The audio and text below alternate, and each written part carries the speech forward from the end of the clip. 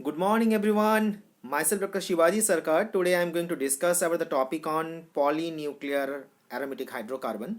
और आज polynuclear aromatic hydrocarbon के अंदर मैं डिस्कस करने वाला हूँ जो which type of the chemical reactions are involve in naphthalene.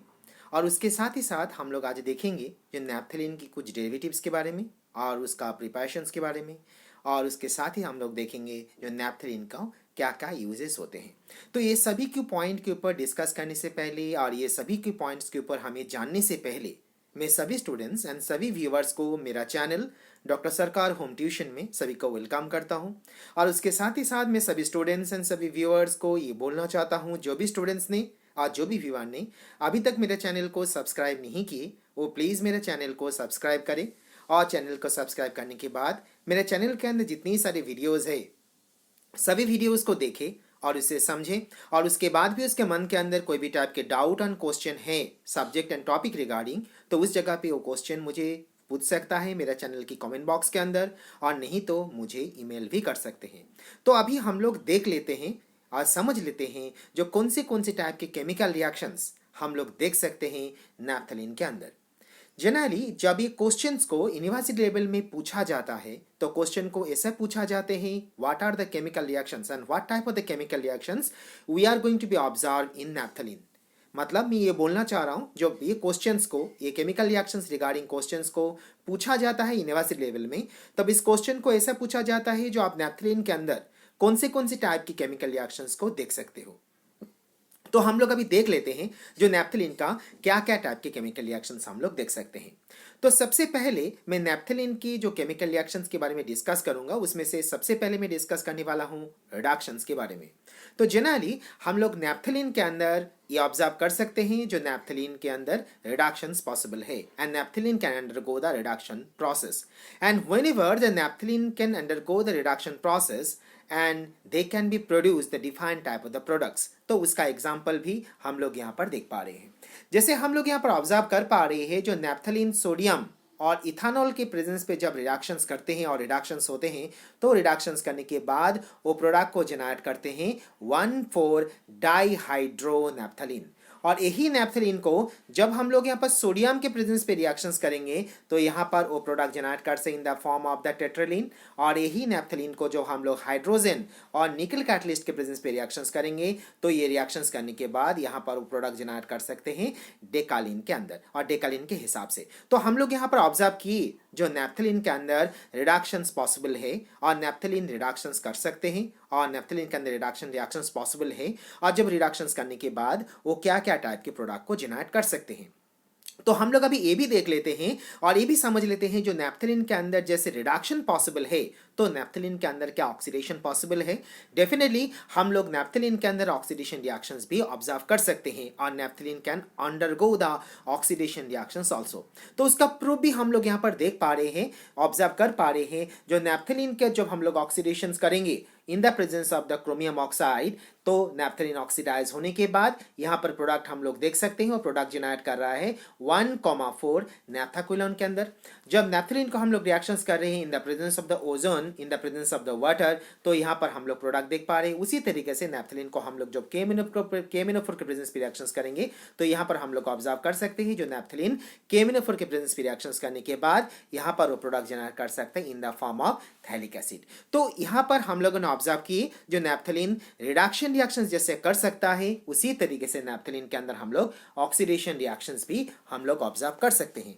तो हम लोग अभी और भी देख लेते हैं जो नैप्थलीन का रिडक्शन एंड ऑक्सीडेशन छोड़ के दूसरा कोई रिएक्शंस कर सकते हैं। Definitely naphthalene can also B follow the reactions in the presence of the chlorine. और जब नैप्थलीन क्लोरीन के साथ एंड क्लोरीन के प्रेजेंस पे रिएक्शंस करते हैं तो हम लोग कैसे टाइप की रिएक्शंस ऑब्जर्व कर पाएंगे। तो यहाँ पर हम लोग ऑब्जर्व कर पाते हैं और ऑब्जर्व कर पा रहे हैं जो नैप्थलीन यहाँ पर क्लोरीन के प्रेजेंस पे रिएक्शंस कर रहा है। और यहाँ पर हम लोग ऑब्जर्व कर पा रहे हैं जो यहाँ पर 2 नंबर ऑफ क्लोरीन प्रेजेंट है और जब रिएक्शंस कर रहा है, रिएक्शंस करने के बाद यहाँ पर प्रोडक्ट जनरेट हो रहा है 1,4 डाईहाइड्रो एंड 1,4 डाइक्लोरो नैप्थलीन के अंदर। तो यहाँ पर हम लोग ऑब्जर्व कर रहे हैं जो क्लोरीन यहाँ पर हमारा जेनरेट हुए और जो क्लोरीन यहाँ पर अटैच हुए 1 नंबर एंड 4 नंबर पोजीशंस पे, ये 1 नंबर एंड 4 नंबर पोजीशंस पे अटैक होने के लिए, क्योंकि हम लोग यहाँ पर देख सकते हैं 1 नंबर पोजीशंस और यहाँ पर 4 नंबर पोजीशन से 2 पोजीशंस पे क्लोरीन जेनरेट अटैच हुए और अटैक की, और इसीलिए हम लोग इसे 1,4 डाइक्लोरो नैप्थलीन के हिसाब से इसे कंसिडर कर रहे हैं। तो जैसे मैंने यहाँ पर क्लोरीन 2 नंबर एंड 2 मोल यहाँ पर यूज किया, 2 नंबर ऑफ क्लोरीन हम लोग यहाँ पर यूज कर रहे हैं, उसी जगह पे हम लोग एक्सेस क्वांटिटी में क्लोरीन को यूज करें तो उस जगह पे हम लोग यहाँ पर ऑब्जर्व कर सकते हैं जो एक्सेस क्वांटिटी में क्लोरीन हम लोग यहाँ पर जब एडेड करेंगे तो वहाँ पर एडेड होने के बाद एक chlorine 1 number 2 number 3 and 4 number positions पे यहाँ पर अटैक हो चुका है। और जब यहाँ पर 1 2 3 एंड 4 नंबर पोजीशंस पे क्लोरीन अटैक कर चुके हैं तो अटैक करने के बाद यहाँ पर जो प्रोडक्ट जनरेट हो रहा है, ये प्रोडक्ट जनरेट हो रहा है 1,2,3,4 टेट्राक्लोरो नैप्थलीन के अंदर। तो यहाँ पर हम लोगों ने ऑब्जर्व किए जो नैप्थलीन के अंदर क्लोरीन के साथ भी नैप्थलीन रिएक्शंस कर सकता है, और इस जगह पे हम लोगों ने ऑब्जर्व किए जब नैप्थलीन Cl2 के प्रेजेंस पे रिएक्शंस करेंगे, यहाँ पर हमें याद रखना है जब नैप्थलीन Cl2 के प्रेजेंस पे रिएक्शंस करेंगे नॉट इन एक्सेस क्वांटिटी, तो इस जगह पे नैप्थलीन रिएक्शंस करने के बाद यहाँ पर जो हमारा प्रोडक्ट जनरेट होंगे वो प्रोडक्ट होंगे वहाँ पर हमारा 1,4 डाइक्लोरो नैप्थलीन। और जब यहाँ पर नैप्थलीन के अंदर रिएक्शंस के साथ हम लोग करेंगे एक्सेस क्वांटिटी ऑफ क्लोरीन के साथ और क्लोरीन के प्रेजेंस पे, तो यहां पर जो प्रोडक्ट जनरेट हो रहा है वो प्रोडक्ट हमारा जनरेट हो रहा है 1,2,3,4 टेट्रा क्लोरो नैप्थलीन के अंदर। तो यहां पर हम लोगों ने ऑब्जर्व किए जो नैप्थलीन जैसे ऑक्सीडेशन रिएक्शंस, रिडक्शन फॉलो करते हैं, उसी तरीके से नैप्थलीन क्लोरीन के साथ भी रिएक्शंस फॉलो अप कर सकते हैं। तो अभी यहाँ पर हम लोगों ने ये 3 रिएक्शंस देखा। तो अभी क्वेश्चन ये जनरेट हो रहा है जैसे नैप्थलीन ऐसे रिएक्शंस ऑक्सीडेशन रिडक्शंस क्लोरीन के साथ रिएक्शंस नैप्थलीन कर सकता है, तो उसी तरीके से नैप्थलीन क्या इलेक्ट्रोफिलिक सब्स्टिट्यूशन रिएक्शंस कर सकते हैं? तो ये इलेक्ट्रोफिलिक सब्स्टिट्यूशन रिएक्शंस करने से पहले या डिस्कस करने से पहले हम लोग ये जान लेंगे जो इलेक्ट्रोफाइल क्या है। तो हम लोग जानते हैं electrophile means the elements they are going to be carried some plus charge, तो उस कंडीशन में हम लोग उसे इलेक्ट्रोफाइल के हिसाब से कंसीडर कर सकते हैं। तो बात अभी ऐसा जा रहा है और ऐसा क्वेश्चन जनरेट हो रहा है जो नैप्थलीन क्या इलेक्ट्रोफिलिक सब्स्टिट्यूशन रिएक्शंस कर सकते हैं, और नैप्थलीन जब इलेक्ट्रोफिलिक सब्स्टिट्यूशन रिएक्शंस करे और मान लेते हैं हम लोग नैप्थलीन इलेक्ट्रोफिलिक सब्स्टिट्यूशन रिएक्शंस कर सकते हैं, और नैप्थलीन जब इलेक्ट्रोफिलिक सब्स्टिट्यूशन रिएक्शंस कर सकते हैं तो इलेक्ट्रोफाइल नैप्थलीन की कौन सी पोजीशंस पे अटैक करेंगे, पोजीशन नंबर 1 और पोजीशन नंबर 2, ये क्वेश्चन। और उसके साथ ही साथ क्वेश्चन ये भी जनरेट हो रहा है अभी नैप्थलीन इलेक्ट्रोफिलिक सब्स्टिट्यूशन रिएक्शंस करते हैं तो उसका एग्जाम्पल क्या है, क्योंकि इस क्वेश्चन को भी एग्जाम हॉल में पूछा जाते हैं। और जब ये electrophilic substitution reactions regarding question university level में पूछा जाते हैं तो इस क्वेश्चन को ऐसा पूछा जाता है क्या नैप्थलीन इलेक्ट्रोफिलिक सब्स्टिट्यूशन रिएक्शंस कर सकते हैं,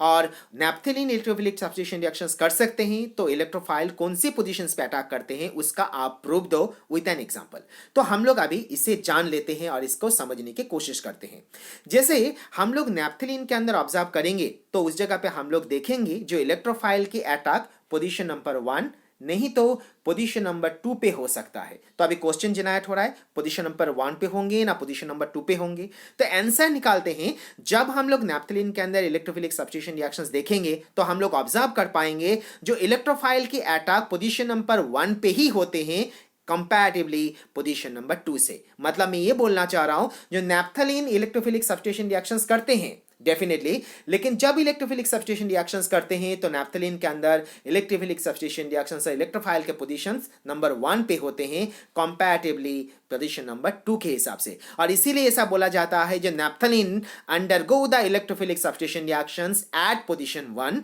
नॉट पोजीशन नंबर 2। तो अभी क्वेश्चन ये जनरेट हो रहा है ऐसा क्यों होते हैं, तो इसे हम लोग अभी जान लेते हैं। जैसे यहां पर हम लोग देख पा रहे हैं जो नैप्थलीन के साथ इलेक्ट्रोफाइल के अटैक हुए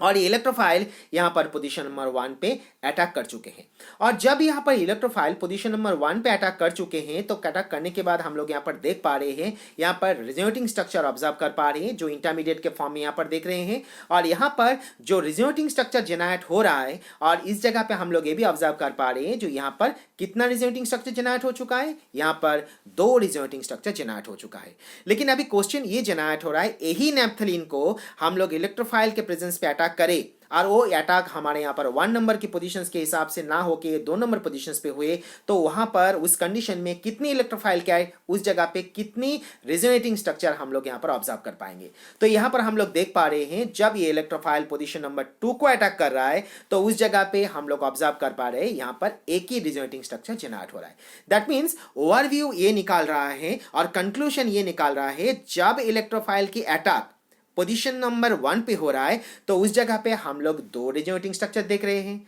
और जब इलेक्ट्रोफाइल के अटैक पोजीशन नंबर 2 पे हो रहा है तो वहां पर एक रेजोनेटिंग स्ट्रक्चर देख पा रहे हैं। और हम लोग ये जानते हैं जितनी ज्यादा रेजोनेटिंग स्ट्रक्चर होते हैं उसका स्टेबिलिटी क्या होते हैं, उसका स्टेबिलिटी ज्यादा होते हैं, और जितनी कम रेजोनेटिंग स्ट्रक्चर होते हैं उसका स्टेबिलिटी क्या होते हैं, उसका स्टेबिलिटी कम होते हैं। इसका मतलब ये हो रहा है जो हम लोग जब इलेक्ट्रोफाइल के अटैक पोजीशन नंबर 1 पे करें तो यहाँ पर 2 रेजोनेटिंग स्ट्रक्चर जनरेट हो रहा है, इसका मतलब यहाँ पर ज्यादा स्टेबिलिटी है, और इसका मतलब यहाँ पर ये भी हो रहा है जिसमें से चांसेस ज्यादा होते हैं इलेक्ट्रोफाइल की जो यहाँ पर हमारा प्रोडक्ट ज्यादा जनरेट करे। और इसीलिए जब हम लोग यहाँ पर इलेक्ट्रोफिलिक सब्स्टिट्यूशन रिएक्शंस को फॉलो अप करते हैं तो उस जगह पे हम लोग ये ऑब्जर्व कर पाते हैं जो नैप्थलीन इलेक्ट्रोफिलिक सब्स्टिट्यूशन रिएक्शंस करते हैं और जनरली वो पोजीशन नंबर 1 पे ही अटैक करते हैं। उसका पीछे रीजन यही है क्योंकि जब वो इलेक्ट्रोफिलिक अटैक पोजीशन नंबर 1 पे करेंगे तो वहां पर कितना रेजोनेटिंग स्ट्रक्चर जनरेट होंगे, 2 रेजोनेटिंग स्ट्रक्चर जनरेट होंगे। जब हम लोग यहाँ पर सेम चीज को ऑब्जर्व करेंगे जहां पर वो अटैक कर रहा है 2 नंबर पोजीशंस पे, तब वहां पर एक रेजोनेटिंग स्ट्रक्चर जनरेट हो रहा है। तो इसमें से हम लोग कंक्लूजन ले सकते हैं जो ज्यादा रेजोनेटिंग स्ट्रक्चर मतलब यहाँ पर ज्यादा स्टेबिलिटी, और इसी रीजन के लिए हम लोग ये बोल सकते हैं जो naphthalene can undergo the electrophilic substitution reactions at position number 1 not in position number 2। तो जैसे मैंने अभी बोला जो नैप्थलीन यहाँ पर रिएक्शंस कर रहा है, इलेक्ट्रोफिलिक सब्स्टिट्यूशन रिएक्शंस कर रहा है इन पोजीशन नंबर 1 पे, नॉट इन पोजीशन नंबर 2 पे, और उसका प्रूफ मैं यहाँ पर दे सकता हूं with the help of some example. जैसे यहाँ पर हम लोग देख पा रहे हैं जो नैप्थलीन यहाँ पर नाइट्रेशन रिएक्शंस करने के बाद यहाँ पर 1 नाइट्रोनैप्थलीन को जनरेट कर रहा है, जहां पर सल्फोनेशन रिएक्शंस करने के बाद यहाँ पर नैप्थलीन 1 सल्फोनिक एसिड को जनरेट कर रहा है, जैसे क्लोरीनेशन रिएक्शंस करने के बाद यहाँ पर 1 क्लोरोनैप्थलीन को भी जनरेट कर रहा है। तो यहाँ से हम लोग ये समझ पा रहे हैं और यहाँ पर एग्जाम्पल से हम लोग ये कंक्लूजन ले सकते हैं जो naphthalene can undergo the electrophilic substitution reactions, and whenever the naphthalene undergo the electrophilic substitution reactions the electrophile they are attack in position number 1 not in position number 2। तो यहाँ पर हम लोगों ने देख लिया जो नैप्थलीन इलेक्ट्रोफिलिक सब्स्टिट्यूशन रिएक्शंस कर सकते हैं, और जब वो इलेक्ट्रोफिलिक सब्स्टिट्यूशन रिएक्शंस करते हैं तो वो पोजीशन नंबर 1 पे ही करते हैं। अभी हम लोग ये जान लेते हैं जो नैप्थलीन रिएक्शंस तो कर रहा है लेकिन रिएक्शंस करने के बाद वो कुछ प्रोडक्ट को भी जनरेट करेंगे। तो अभी बात ऐसे हो रहा है जो नैप्थलीन को हम लोग जो ले रहे हैं तो नैप्थलीन हमारा सब्स्टिट्यूटेड नैप्थलीन हो सकता है। दैट मीन्स मैं ये बोलना चाह रहा हूं जो नैप्थलीन को हम लोग ऑब्जर्व कर रहे हैं ये नैप्थलीन के स्ट्रक्चर के अंदर एंड नैप्थलीन के कंपाउंड के अंदर हमारा electrophilic group and electrophilic group means मैं यहाँ पर ये बोलना चाह रहा हूँ जो नैप्थलीन के जो स्ट्रक्चर हम लोग ले रहे हैं उस स्ट्रक्चर के अंदर इलेक्ट्रॉन विथड्रॉइंग ग्रुप भी हो सकता है और इलेक्ट्रॉन डोनेटिंग ग्रुप भी हो सकता है। अभी बात ऐसा हो रहा है जब इलेक्ट्रोफिलिक और इलेक्ट्रोफाइल की अटैक हो रहा है नैप्थलीन के अंदर और उस जगह पे इलेक्ट्रॉन विथड्रॉइंग ग्रुप प्रेजेंट रहा और इलेक्ट्रॉन डोनेटिंग ग्रुप प्रेजेंट रहा तो उस जगह पे प्रोडक्ट की क्वांटिटी कैसा निकलेंगे। दैट मीन्स मैं ये बोलना चाह रहा हूं जो उस जगह पे कौन से प्रोडक्ट हमारा मेजर प्रोडक्ट होंगे और कौन से प्रोडक्ट हमारा यहाँ पर माइनर प्रोडक्ट के हिसाब से कंसिडर होंगे। तो इसे हम लोग अभी एक्सप्लेनेशंस कर रहे हैं और इसे हम लोग अभी एक्सप्लेन करने में जा रहा हूं by the help of homonuclear attack और by the help of heteronuclear attack.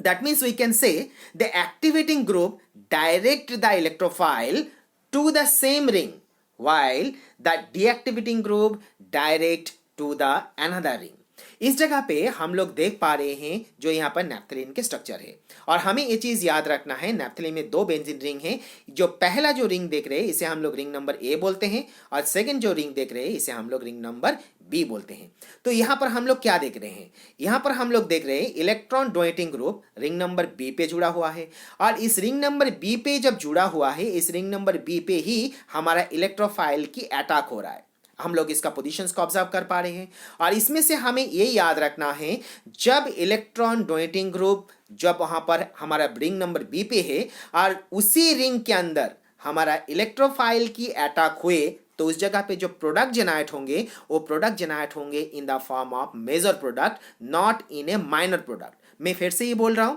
हमारे नैप्थलीन के पास 2 रिंग हैं, ring number A and ring number B. जिस रिंग के अंदर, जैसे इस डायग्राम में हम लोग देख रहे हैं ring number B, ring number B के अंदर यहां पर हमारा इलेक्ट्रॉन डोनेटिंग ग्रुप है, और वही रिंग के अंदर हमारा इलेक्ट्रोफाइल के अटैक हुए तो उस जगह, वही रिंग पे इलेक्ट्रोफाइल के अटैक हुए तो उस जगह पे जो प्रोडक्ट जनरेट होंगे वो प्रोडक्ट हमारा होगा यहाँ पर मेजर प्रोडक्ट। और यही चीज और यही ऑब्जेक्ट को हम लोग हेट्रोन्यूक्लियर के केस में देखें तो उस जगह पे हम लोग ऑब्जर्व कर सकते हैं जो वही सेम बेंजीन रिंग, और बेंजीन रिंग के अंदर हमारा यहाँ पर इलेक्ट्रॉन विड्रॉइंग ग्रुप है, और इलेक्ट्रॉन विड्रॉइंग ग्रुप जिस रिंग में है उसका ऑपोजिट रिंग के अंदर हमारा इलेक्ट्रोफाइल के अटैक हुए तो उस जगह पे हमारा जो प्रोडक्ट होंगे वो प्रोडक्ट हमारे यहाँ पर जनरेट होंगे in the form of major product. अभी यहाँ पर हम लोग देख सकते हैं इलेक्ट्रॉन विड्रॉइंग ग्रुप जिस पोजीशंस पे है, ये पोजीशंस के जगह पे हमारा दूसरे एग्जांपल में भी और दूसरी जगह पे भी इस पोजीशंस पे भी इस कार्बन पे भी हमारा इलेक्ट्रॉन विड्रॉइंग ग्रुप अटैक हो सकता है। दैट मीन्स ओवरऑल में ये बोलना चाह रहा हूँ इलेक्ट्रॉन विड्रॉइंग ग्रुप जिस रिंग पे है उसके बाजू में जो रिंग है, उसका साइड में जो रिंग है, उस रिंग के अंदर हमारा इलेक्ट्रोफाइल के अटैक हुए तो उस जगह पे हमारा उस प्रोडक्ट को हम लोग यहाँ पर मेजर प्रोडक्ट के हिसाब से कंसीडर कर सकते हैं। और यहाँ पर हम लोग एग्जांपल में भी देख रहे हैं जैसे यहाँ पर नाइट्रोनैप्थलीन है और इसका नाइट्रेशन हम लोग रिएक्शंस किए, क्योंकि हम लोग जानते हैं nitro group is an electron withdrawing group, और इस जगह पे हम लोग ऑब्जर्व कर पा रहे हैं जो यहाँ पर जो नाइट्रो ग्रुप जहाँ पर प्रेजेंट है उसका ऑपोजिट रिंग के अंदर हमारा इलेक्ट्रोफाइल के अटैक हुए, और इसीलिए इस प्रोडक्ट को हम लोग यहाँ पर मेजर प्रोडक्ट के हिसाब से कंसीडर कर रहे हैं। तो यहाँ पर हम लोगों ने देखा समझा होमोन्यूक्लियर अटैक और हेटेरोन्यूक्लियर अटैक क्या होते हैं, और जब अटैक होते हैं तो कौन से कंडीशन में मेजर प्रोडक्ट और कौन से कंडीशन में माइनर प्रोडक्ट जनरेट होते हैं। तो अभी हम लोग जान लेते हैं नैप्थलीन के अंदर और नैप्थलीन के क्या क्या यूजेस होते हैं। जैसे naphthalene is use in manufacturing of certain leather goods. Naphthalene is also be used as an deodorant, as an air freshener, especially in case of the male urinal. In past, naphthalene was administered orally to kill the parasite worms in livestock. Large volume of naphthalene are used as a chemical intermediate to produce the other chemicals. The hydrogenated naphthalene like the tetraline, like example of the decaline, and they are also be used as an low volatile solvent. तो यहाँ पर हम लोगों ने देखा जो naphthalene का क्या क्या यूजेस हो सकता है। अभी मैं डिस्कस करने वाला हूँ जो नैप्थलीन के कुछ डेरिवेटिव्स के बारे में, जैसे नाइट्रोनैप्थलीन, नैप्थॉल और नैप्थाइलएमाइन के बारे में। और इस क्वेश्चन को जब यूनिवर्सिटी लेवल में पूछा जाते हैं तो क्वेश्चन को ऐसा पूछा जाता है जो नैप्थलीन का डेरिवेटिव्स क्या क्या है, उसका आप यूजेस, उसका आप एक्सप्लेनेशंस करो एंड उसके बारे में आप उसका मेथड ऑफ प्रिपरेशंस के बारे में एक्सप्लेन करो। तो सबसे पहले मैं जो डिस्कस करने वाला हूं वो है यहाँ पर नाइट्रोनैप्थलीन। और नाइट्रोनैप्थलीन के बारे में हम लोग ऑब्जर्व करें तो हम लोग देख सकते हैं ये जनरली क्रिस्टलाइन होते हैं, ये येलो कलर के होते हैं, और इसका सॉल्युबिलिटी को हम लोग ऑब्जर्व करें तो हम लोग देख सकते हैं जो इसका ये वाटर के अंदर इनसॉल्युबल है लेकिन ऑर्गेनिक सॉल्वेंट के अंदर ये सॉल्युबल होते हैं, and it can be create the irritation whenever they are come in contact with the skin, and particularly the nitronaphthalene we are going to be used for the preparations of the dyes and preparations of the other chemical. और इसको preparations का तरफ हम लोग जाए तो हम लोग देख सकते हैं जो सिंपल नैप्थलीन को लेके जब हम लोग इसको नाइट्रेशन रिएक्शंस करेंगे in the presence of nitric acid and sulphuric acid तो नैप्थलीन हमारा कन्वर्ट हो जाएंगे 1 नाइट्रो नैप्थलीन के अंदर। और जब इस नैप्थलीन को हम लोग दूसरी मेथड से भी प्रिपेयर कर सकते हैं, तो जैसे हम लोग यहाँ पर देख सकते हैं जो 2 अमाइनो नैप्थलीन को लेके हम लोग जब यहाँ पर सोर्बिनेटेड के साथ रिएक्शंस कर रहे हैं तो यहाँ पर हमारा ये इंटरमीडिएट जनरेट हो रहा है, और जो इंटरमीडिएट हमारा जनरेट हो रहा है इसी इंटरमीडिएट को CuNO3 के साथ रिएक्शंस करें तो उस जगह पे हमारा 2 नाइट्रोनैप्थलीन को हम लोग यहाँ पर प्रिपेयर कर सकते हैं। तो यहाँ पर हम लोग अभी देख लेते हैं नैप्थोलिन के बारे में, नैप्थोल के बारे में। जनरली नैप्थोल के बारे में हम लोग ऑब्जर्व करें तो ये क्रिस्टलाइन होते हैं, ये ऑर्गेनिक कंपाउंड है, और इसका मॉलिक्यूलर फार्मूला की तरफ चले तो इसका मॉलिक्यूलर फार्मूला है C10H7OH। एंड पर्टिकुलरली ये जो प्रोडक्ट है नैप्थॉल, ये प्रोडक्ट को भी हम लोग डाइज बनाने के लिए एंड डाइज मैन्युफैक्चरिंग इंडस्ट्रीज में यूज़ किया जाते हैं, और बहुत सारे ऐसा इंटरमीडिएट है और केमिकल इंटरमीडिएट के हिसाब से हम लोग इसको यूज़ करते हैं। And particularly the naphthol can also be very much important for the preparations in a number of chemicals, and for that reasons we can say the naphthol can maximally use in chemical industries. So अभी बात ऐसा हो रहा है जो हम लोग इसको प्रिपेयर कैसे करेंगे। हम लोग सिंपल नैप्थलीन से नैप्थोल को प्रिपेयर कर सकते हैं। नैप्थोल को सिंपल जब हम लोग सल्फोनेशन रिएक्शंस करेंगे और जब हम लोग इसको टेम्परेचर 40 डिग्री सेल्सियस रखेंगे तो यहाँ पर हमारा प्रोडक्ट जनरेट हो जाएंगे नैप्थलीन 1 सल्फोनिक एसिड और इसी को हम लोग sodium hydroxide and 300 degree Celsius temperature में हीट करेंगे तो यहाँ पर प्रोडक्ट हमारा जनरेट हो जाएंगे 1 नेप्थॉल के अंदर। लेकिन यही चीज़ को और यही रिएक्शंस को जब हम लोग टेम्परेचर सप्लाई करेंगे 180 डिग्री, उस जगह पे हम लोग ऑब्जर्व कर सकते हैं जो हमारा जो प्रोडक्ट जनरेट हो रहा है, प्रोडक्ट हमारा जनरेट होंगे नैप्थलीन 2 सल्फोनिक एसिड और इसी को सोडियम हाइड्रोक्साइड के साथ रिएक्शंस करेंगे तो यहाँ पर हमारा जनरेट हो जाएंगे 2 नेप्थॉल। तो यहाँ पर हमारा 1 नेप्थॉल और इसी तरीके से हम लोगों ने यहाँ पर 2 नेप्थॉल को जनरेट किए। और हम लोग ये दोनों प्रोडक्ट जो जनरेट किए, यहाँ पर हमारा रिएक्टेंट सेम है, हमारा यहाँ पर रिएक्टेंट नेप्थॉल है और यहाँ पर दोनों केस में सल्फ्यूरिक एसिड है। सिर्फ डिफरेंशिएशन ये है, जब हम लोग 1 नेप्थॉल जनरेट कर रहे हैं तो उस जगह पे हम लोगों ने टेम्परेचर सप्लाई किया 40 डिग्री, और जब हम लोग यहाँ पर 2 नेप्थॉल जनरेट कर रहे हैं तो वहाँ पर हम लोगों ने प्रोडक्ट के लिए हम लोग रिएक्शंस में हम लोगों ने टेम्परेचर सप्लाई किया 180 डिग्री। इतना टेम्परेचर डिफरेंस के हिसाब से हमारे यहाँ पर प्रोडक्ट 1 नेप्थॉल और उसी तरीके से यहाँ पर प्रोडक्ट 2 नेप्थॉल जनरेट हो रहा है। अभी हम लोग लास्ट पॉइंट पे देख लेते हैं नैप्थाइल एमाइन को क्या है। जनरली नैप्थाइल एमाइन को जब हम लोग ऑब्जर्व करेंगे तो उस जगह पे हम लोग देख सकते हैं नैप्थाइल एमाइन 2 आइसोमर के फॉर्म में अवेलेबल है। एक को हम लोग बोलते हैं 1 नैप्थाइल एमाइन, इसे कभी कभार अल्फा नैप्थाइल एमाइन भी बोला जाते हैं, और ये एक एरोमेटिक एमाइन है और ये बहुत ही ज़्यादा कार्सिनोजेनिक है क्योंकि ये कैंसर जैसे डिजीज को क्रिएट कर सकते हैं। And they are available in a drill shape and they are also having some melting point and melting point is 50 degree Celsius and they are too much irritable and they can actively use in case of the dyes industry. In the same way, like the 1 naphthylamine, the 2 naphthylamine is also very much important in dyes industry, and they also having some general formula, and that general formula is C10H7NH2, and they can be create the reddish in color whenever they are come in contact in air. Particularly their color is changed because they are going to be oxidized in the presence of air, and for that reason their color are gradually changes whenever they are come in contact in air, and whenever they are come in contact in air they are going to be oxidized and they are going to be color change in a reddish in form, and particularly in the form of the 2 naphthylamine. In like the 1 naphthylamine, this 2 naphthylamine they can also be used in dyes industry and they are too much carcinogenic in nature. तो इसमें से हम लोग एक point को याद रखेंगे, हम लोग 1 नैप्थाइलामाइन की बात करें, 2 नैप्थाइलामाइन की बात करें, जिसके भी बात करें, यहाँ पर दोनों की दोनों कार्सिनोजेनिक है एंड दोनों की दोनों केमिकल इंडस्ट्रीज में दोनों की इंपॉर्टेंस है एंड दोनों की दोनों को हम लोग डाइज बनाने के लिए हम लोग इसको यूज़ कर सकते हैं। और इसको प्रिपरेशंस की तरफ जाए तो हम लोग ऐसा देख सकते हैं, जो सिंपल नैप्थलीन को लेके हम लोग जब यहाँ पर नाइट्रेशंस करेंगे तो उस जगह पे नैप्थलीन यहाँ पर 1 नाइट्रोनैप्थॉल में कन्वर्ट हो जाएंगे, और इसको जब जिंक के प्रेजेंस पे रिएक्शंस करेंगे तो यहाँ पर वो 1 अमाइनो नैप्थॉल में कन्वर्ट हो जाएंगे। और जब हम लोग इस नैप्थलीन 2 ऑल को